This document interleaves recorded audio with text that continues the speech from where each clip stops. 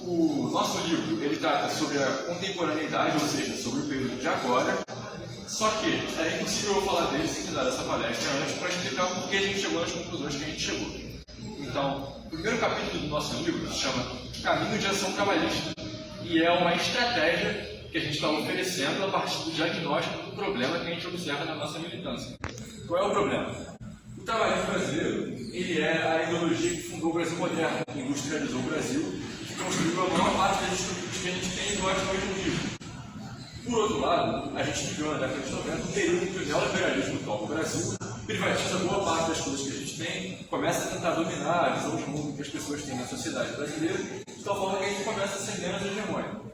Contudo, por conta das viradas internacionais, o neoliberalismo saiu de moda e a maior parte dos países do mundo estão tendo que buscar alternativas econômicas e um outro sistema econômico para colocar no lugar.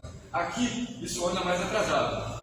Mas no mundo já é um consenso que a gente está vivendo um período agora que é parecido com o período da década de 20 e 30, em que o liberalismo começa a entrar em declínio e é preciso elaborar então uma teoria antiliberal para colocar no lugar, que responda e resolva os problemas do Brasil. Meus irmãos, foi justamente isso que deu origem à Revolução de 30. A gente vive um período muito análogo desse plano ideológico. Então é natural que seja um período histórico que chama o trabalhismo brasileiro de volta à baila. A gente diria que é chamado de novo, enquanto ideologia, a prestar um papel ao Brasil. E não é por acaso que desde 2016, e tem que ficar claro, a gente sofreu um golpe internacional em 2016, cujo um dos grandes motivos foi sabotar os BRICS para que o Brasil não conseguisse se inserir na ordem internacional numa forma que é mais justa para a gente, que tem mais a ver com o país que a gente é de fato. Então, o trabalhismo vem crescendo bastante desde 2016. Porém, infelizmente, a gente tem um problema clássico. A gente filia muitos jovens, só que a gente não consegue dar formação política para esses jovens. E a gente acaba entrando, então, em um dos piores perigos que qualquer ideologia política tem, que é o revisionismo. Por exemplo, a gente sabe que junto com os trabalhistas e os jovens que realmente gostam do partido, entraram pessoas que são liberais de esquerda, entraram pessoas que são de extrema-direita, da quarta teoria política, por exemplo, que tentam fazer revisão da nossa história, que tentam enrolar as pessoas que não têm formação política completa. E pessoas mesmo do nosso próprio partido, que já estão aí há anos, mas nunca fizeram uma formação política, e aí que me perdoa, tem uma visão preguiçosa sobre o trabalhismo, só conseguem ficar falando como se o Alberto Pasqualini fosse a única pessoa que existiu na nossa história, e usam isso como uma forma retórica de fixar a história do trabalhismo em um período histórico muito anterior ao período histórico em que o trabalhismo passou na década de 80. Por exemplo, a gente vai ver no livro, na sequência, a gente teve um debate. Não é estranho você pegar um ponto longínquo no passado da história, da tradição, e dizer que aquilo representa a história inteira da ideologia. Porque aquele ponto no passado da tradição, ele tem um contexto.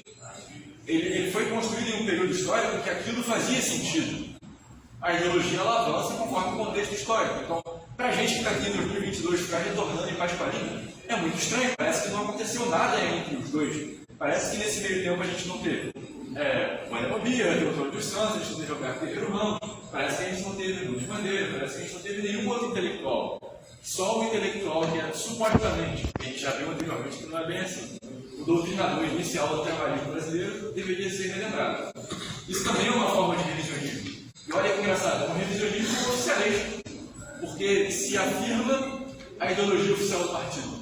E é importante que a gente fique entendendo, então, que o principal problema do nosso partido nesse momento é conseguir dar formação para todo mundo que entrou, porque se a gente não conseguir dar formação para esses listas, eles se tornam um problema, com concepções rasas e superficiais, porque o militante não é obrigado a conhecer tudo sobre a história do partido, sobre a ideologia política. Na verdade, isso é uma questão mais de quem está no topo da estrutura partidária e influencia esse militante. Então, quando essa pessoa que está no topo da estrutura partidária, ela não passou por formação política e influencia de forma negativa esse militante, está prestando um puta de serviço ao nosso partido.